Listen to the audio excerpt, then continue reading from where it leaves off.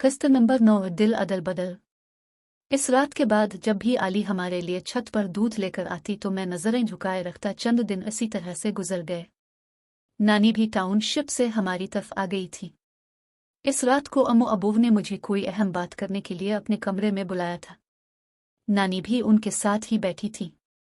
मैं नानी से बिस्मा के मुतालिक बहुत कुछ पूछना चाहता था, मगर नानी से तन्हाई में बात करने का मौका ही नहीं मिला। इससे पहले कि मेरी नानी से बात होती अबू जी बोल पड़े, मैं तुम्हारा निकाह करना चाहता हूँ। मैंने हैरानी से सबकी तरफ देखा। अम्मू तो मुस्करा रही थीं, अलबत्ता अबू के चेहरे पर संजीदगी थी। मुंह में जुबान नहीं है क्या? इस बार अबू के लहजे में तलखी थी। निकाह? मेरे तो पेपर होने वाले हैं। निकाह पेपरों के बाद ही होगा, अबू जी ने फैसला कुन अंदाज में बताया। मगर अबू जी मैं तो बेरोजगार हूँ। मैंने उनसे एक बार भी नहीं पूछा था कि लड़की कौन है। तुम अपना पासपोर्ट बनवाओ, साजिद भाई तुम्हें सऊदिया ले जाएंगे। जी बेहतर। मैं अपनी जगह से खड़ा हो गया। महरोज बेटा, लड़की का नहीं पूछोगे? नानी ने संजीदगी से मुझे मुखातिब किया। मैंने शिकवे के अंदाज में नानी की तरफ देखकर गर्दन को नफी में हिलाया था। मैं अपने बिस्तर पर लेटा ही था, नानी मेरे पास आकर बैठ गई और बड़ी मोहब्बत से मेरे सर में अपनी उंगलियों को फेरने लगी। मैंने खफगी के साथ मुंह दूसरी तरफ मोड़ लिया।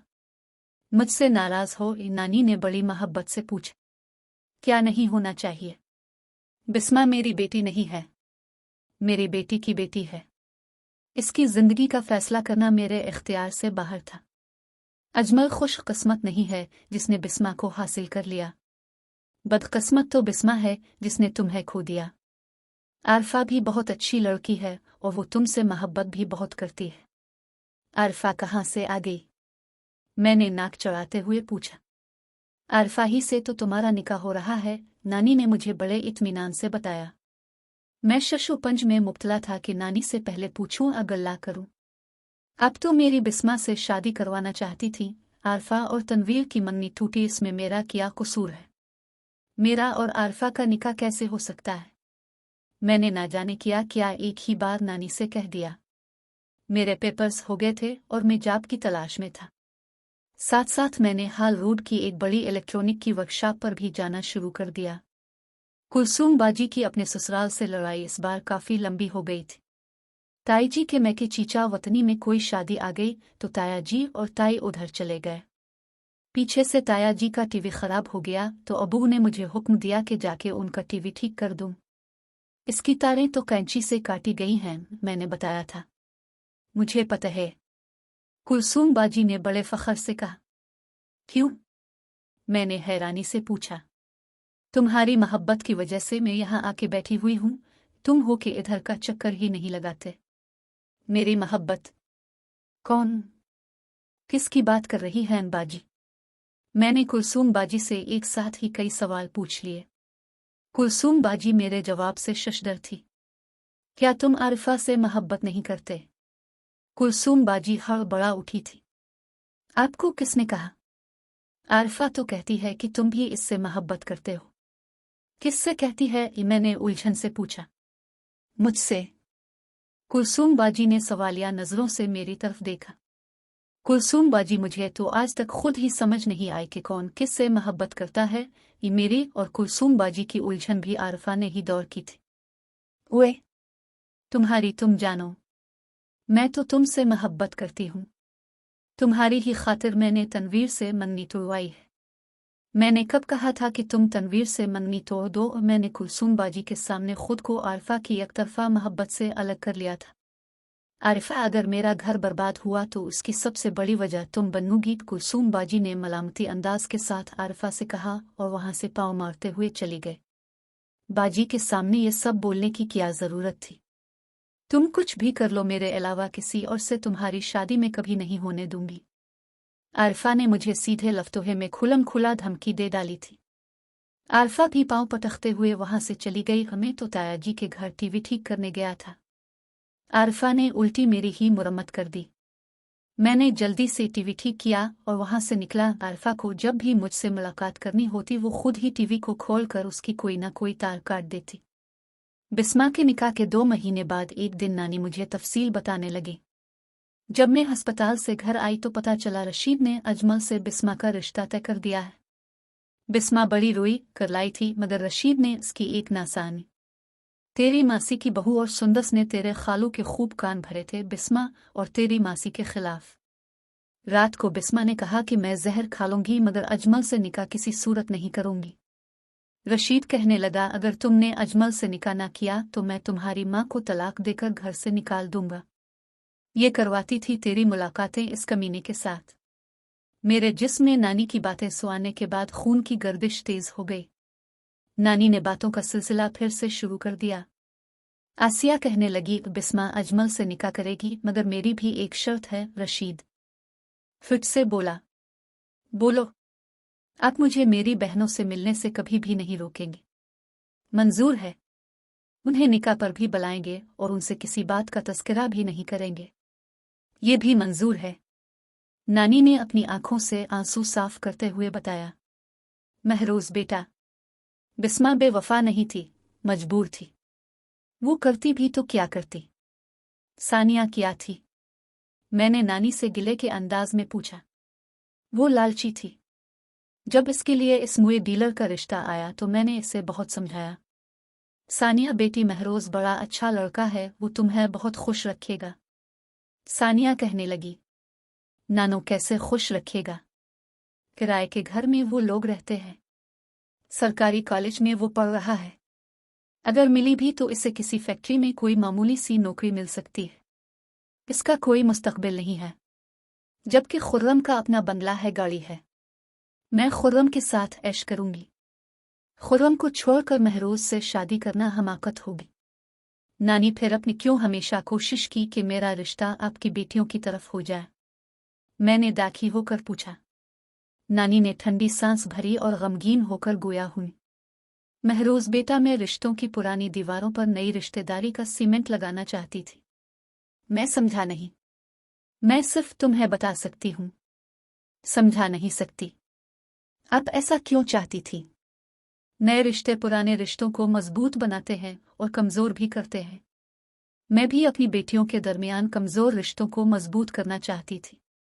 नानी, आपकी बातों से तो मुझे महसूस हो रहा है जैसे मेरी हैसियत आपके नजदीक ईंट, रेत, सीमेंट जैसी ही थी। नानी ने जल्दी से मुझे अपने सीने से लगा लिया और रूंधी सी आवाज में बोले, मुझे गलत मत समझो महरोज बेटा। जब तुम्हारी औलाद जवान होगी इस वक्त तुम्हें अपनी नानी बिल्कुल ठीक लगेगी। अल्लाह जानता है मेरी नीयत बिल्कुल साफ थी। अगर आपकी नीयत साफ थी तो उसे कामयाबी क्यों नहीं मिली? तुम्हारी गुर्बत की वजह से। मेरी गुर्बत? मैं नानी की बात सुनकर हैरान रह गया। सारी जिंदगी में सिवाय एक दिन के मुझे कभी गुर्बत का एहसास नहीं हुआ, और वो दिन वो था जब मैं राहत बेकरी पर खाली जेब 3 बर्गर खरीदने पहुंचा था। मेरे पास खुद की साइकिल थी, अबू से अच्छी पॉकेट मनी भी मिल जाया करती थी। आरफा से उधार भी मिल जाता था। हर रोज रात को नबील के साथ मेरे लिए भी एक प्याला दूध आ जाता। छुट्टी वाले दिन में और नबील बाहर से नाश्ता करते, कभी पेजी के पाए, कभी फीके की लस्सी, काके की निहारे। आज नानी ने मुझे गरीब बोल दिया। अपने मन के आईने में मुझे कभी अपनी गुर्बत नजर ही नहीं आई। मैं तो दिल का अमीर था और इसी को अमीरी समझता था। सानिया ने तुम्हारी मोहब्बत नहीं देखी, इसे तो तुम्हारी गुर्बत ही नजर आई थी। इसी तरह रशीद की नफरत भी थी। उसने खाली हाथों की बजाय भरे हुए हाथों में अपनी बेटी का हाथ दिया है। नानी, सच में सानिया, अब बिस्मा के दिल में मेरे लिए कुछ नहीं था। सानिया ने तो तुम्हारी मोहब्बत को ही थोप दिया और बिस्मा निगल ही गई। एकदम सन्नाटा था मेरे अंदर भी और बाहर भी। जिंदगी में पहली बार मुझे ऐसी तल्ख हकीकत का सामना करना पड़ा था। अपना गधा भी घोड़ा मालूम होता है। मैं गवालमंदी को ही न्यूयॉर्क की बिजनेस सॉलिड समझ बैठा था। मेरे नज़दीक दुनिया के सबसे अमीर लोग गवालमंदी के ही मकीन थे। आरफा बड़ी अच्छी लड़की है, नानी ने सानिया, बिस्मा के बाद आरफा के लिए भी वही लाइन बोल दी थी। मैं ये सुन के खामोश ही रहा। अगर इतनी अच्छी होती तो तनवीर इससे सालों पुरानी मंगनी क्यों खत्म करता? तुम्हारी वजह से। नानी ने एक और इल्जाम मेरे सर लगा दिया। मैंने क्या किया है? जो चीजें साजिद अपने होने वाले दामाद के लिए सऊदिया से लाता था, वो चीजें तुम आरफा से ले लेते थे। खुदा की कसम नानी, मैंने आरफा से कभी कुछ नहीं मांगा। वो तो खुद ही मुझे तोहफे तोहफ़े देती रहती है और तुम ले लेते हो। जरा सोचो, एक लड़की अपने मंगेतर की चीजें किसी दूसरे को क्यों देगी? मुझे क्या पता था कि वो चीजें तायाजी तनवीर के लिए लाते थे। आरिफा तुमसे बहुत मोहब्बत करती है। मैं बचपन से सानिया से मोहब्बत करता था और बिस्मा बचपन ही से मेरी मोहब्बत में गिरफ्तार थी। ना सानिया मुझे मिली और ना ही बिस्मा मुझे पा सकी। कुलसूम बाजी की शादी से भी पहले से तनवीर आरिफा के इश्क में मुब्तला है। मैं तनवीर का इश्क देखूं या आरिफा की मोहब्बत? अगर तनवीर को आरिफा से इश्क होता तो वो इससे मन्नी ना तोड़ता। बेवफाई करो तो मन्नी क्या शादी भी टूट जाती है। मैंने नानी को बताया। आरिफा ने किसकी खातिर तनवीर से बेवफाई की है?